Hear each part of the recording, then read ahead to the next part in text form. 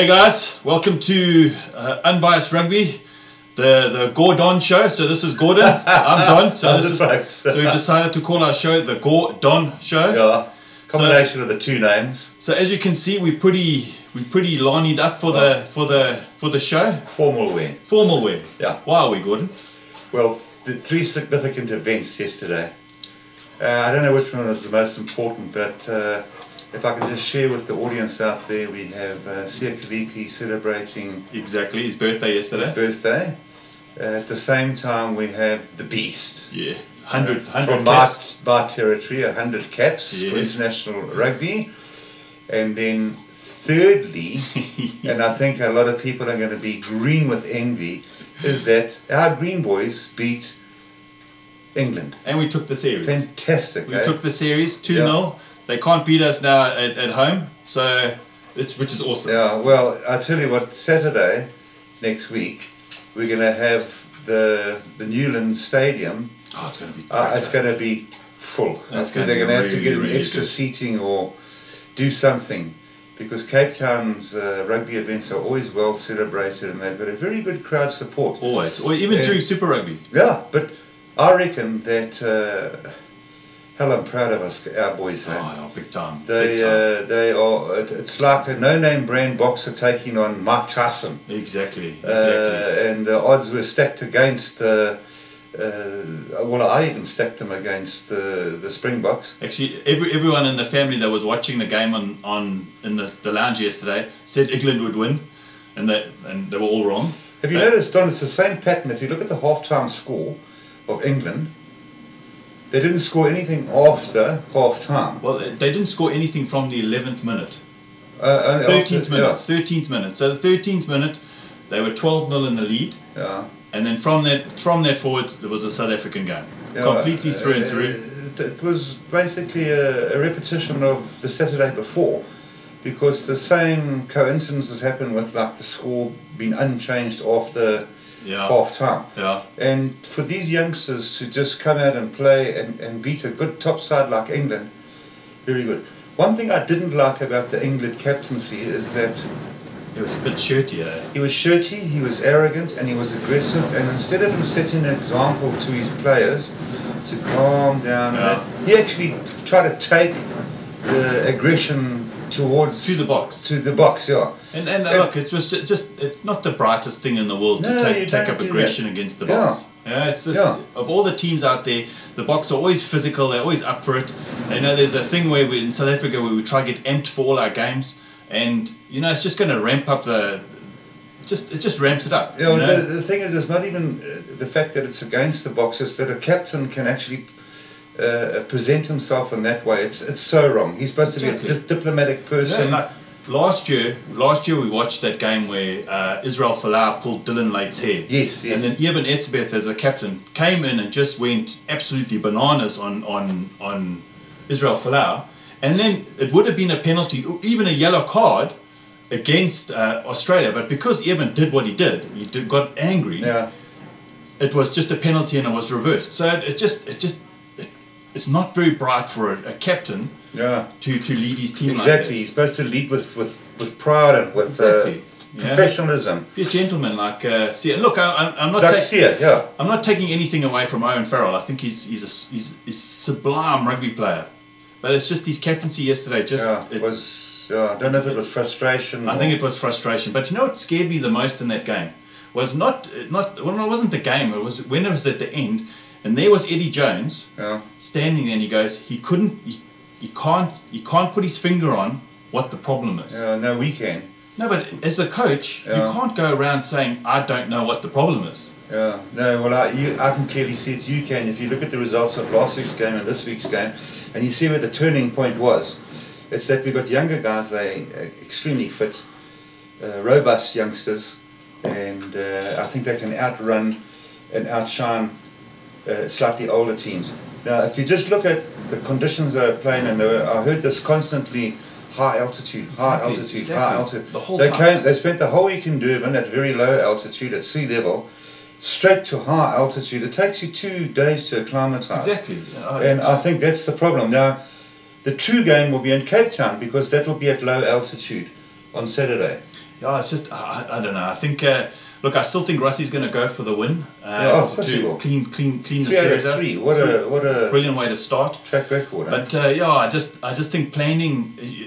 It's not like England are a Super Rugby side, and they're used to travelling, and you know they get off the plane and you got to play in Ellis Park, but they do it year in and year out. Yeah. They know exactly what they're doing, but you can't be in Durban to prepare for an altitude game. Exactly. It just doesn't work. Exactly, and of course the weather conditions in Durban is nice and warm during winter, and then yesterday they were playing in 5 degrees weather. 5 degrees, yeah. And I know that a lot of the guys didn't have sleeves on. They just had their short sleeve jerseys. It must have been quite uncomfortable playing big time in 5 degrees. No, and look, I'm really happy that we got the win. I'm super happy that we got. I was screaming and shouting in the lounge. Yeah, we heard all that. They were always screaming and shouting. I think the dogs were barking as well, in encouragement for the Boks. Oh, it's just. I'm glad we won the series. Look, there's still a few issues that we have. I think we've got problems in our midfield. It's big problems in our midfield. I still think we have a bit of an issue at tight head prop.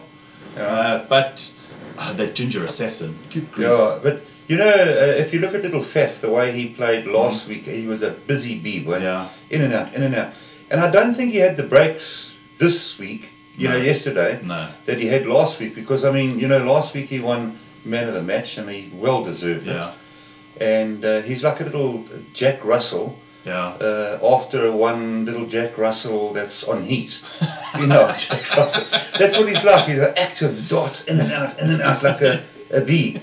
And he's a brilliant player. It's just they could stretch him a wee bit to make him a wee bit taller, then he would be fine. Look, Dwayne Vermeulen had an absolute blinder of a game. The guys, he had a good game last week. He had an exceptional game this week. And England pride themselves on the Billy Vunipolas, their forward domination, and they pride themselves on that. And they were found completely wanting yesterday. And the problem is that I know that English side that's the team that won 17 games in a row. Gosh, eh? And this is where they are now. So something's drastically wrong in that camp because they've got the players, they've got the skill, they've got the pedigree. It's just something's not happening. And a big thing, I think, it's South African rugby is though that was a physical game yesterday, and even the game last Saturday, I think our style of physical might not be the same style of physical, because I was watching the scrums pushing, and we had a powerful scrum, and I think the weight variance was about 30 k's. Am I correct? It fluctuated. Actually, at one point we were actually lighter than them. Yeah, I remember we were 547 or something. I just when they flash up on the screen. It's just I think our front row. And look, at the end of the day, Vunipola looked rattled. He really looked rattled. Yes, he got dominance once or twice in the scrum, but the beast just did his job. Then, obviously, when Kitshoff came on, it just Kitshoff is that guy. They should rename him. What is that? Bulldozer. Cat. Bobcat. JCB or something. He's strong. He's seriously strong. But listen, let's go through all the scores yesterday, because in fairness, guys, I think I got every single one of my Super Brews wrong. I predicted, I think Gordon, because Gordon generally chooses opposite than me, I think he did a hell of a lot better. What beat me was the South African Springbok England game. I tipped England again. I just thought they'd learnt a few lessons in Durban. They knew at what time they must open up, because they fizzle. They seem to run out of energy in the second half. Look. In all fairness, they are coming off a long season. There's a lot of factors that play, but they just didn't do themselves any favour. And I'm not saying South Africa.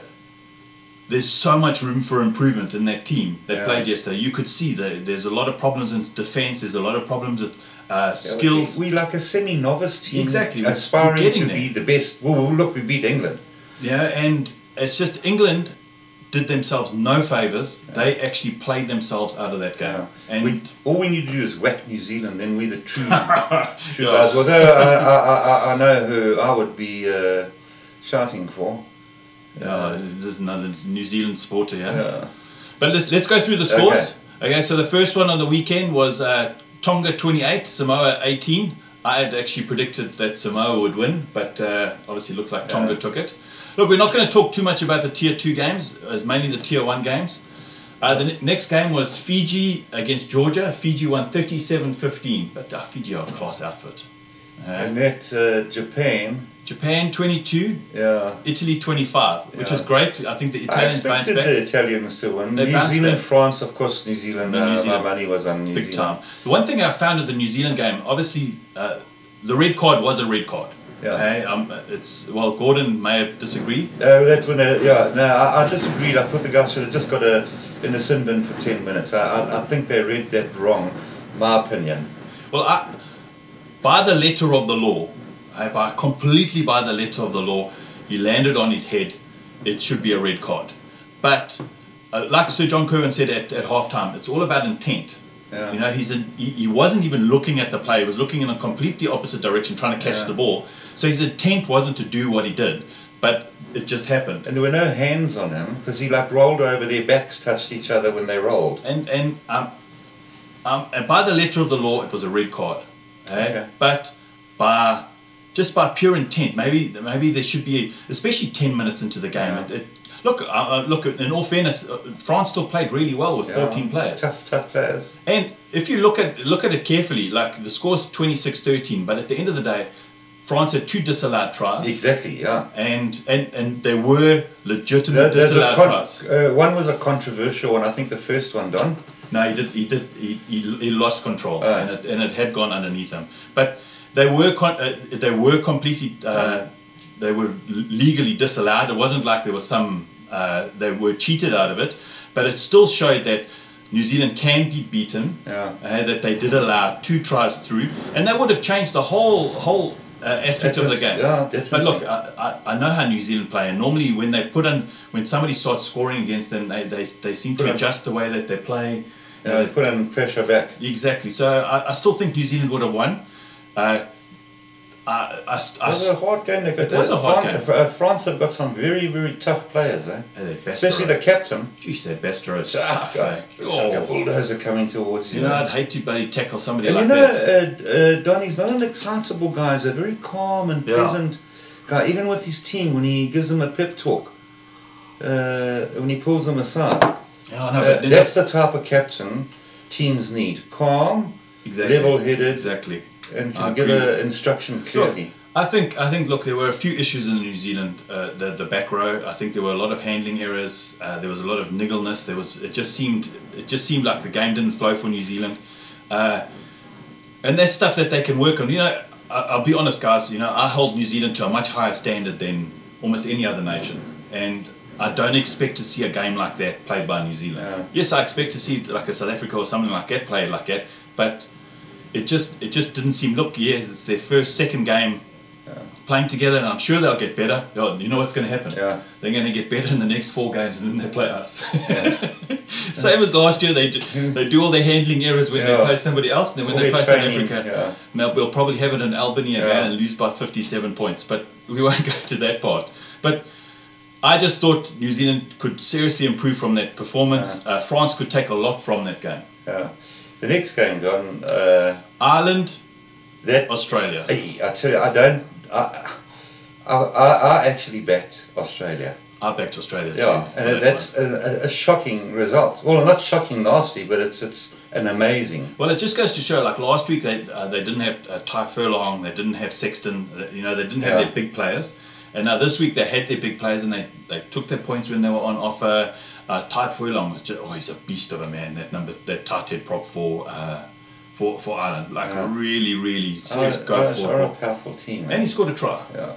So look, it was still a close game. It was probably generally that game's normally the most test matchy. Okay, now we get to the next game of the weekend. South Africa 23, England 12. Well, we've discussed that, and we know that we won. But still, I still have to say that congratulations to the Beast for his 100 tests. And what no one really knows is that of those 100 tests, 91 times he started. That's fantastic. That's an impressive career. And I found out yesterday he's only, what, 32? 32. Yeah, so he's got another 6 years of rugby in him, is it? Yeah, let's hope. 4 years at Well, least. look, if Scott Brits can come back at 37, I'm sure Beast can play. But what I'm finding about Beast is he's probably in the best physical conditioning that he's ever been in. Yeah. He's lean, and all of them say he looks after his body, he eats well, he's professional, he's always on time. And that's... He got a nice ovation at the stadium yesterday. And what was nice was, if you watched after the game, every single one of those young guys, they wanted to have a photograph with him. Because you imagine, like Jean-Luc, probably saw Beast play for the first time when he was 13, 14. So he's a bloody hero. And so he wants to have a photograph with the guy on his 100 test. So I think it's great for South African rugby that we have another Centurion, and what a gentleman. I think he is an outstanding gentleman. Let's go to the next game. I watched this game late last night, Argentina-Wales. Didn't expect that result. No, look, I'm going to be, in all fairness... Never watched the game though. 30-12, Wales dominated that game. They controlled, not dominated, they controlled the game. They controlled every single aspect of the game. They controlled the width, they controlled the lineouts, they controlled everything. And of all the Tier 1 nations that played over this June series, I think Wales got the most out of it.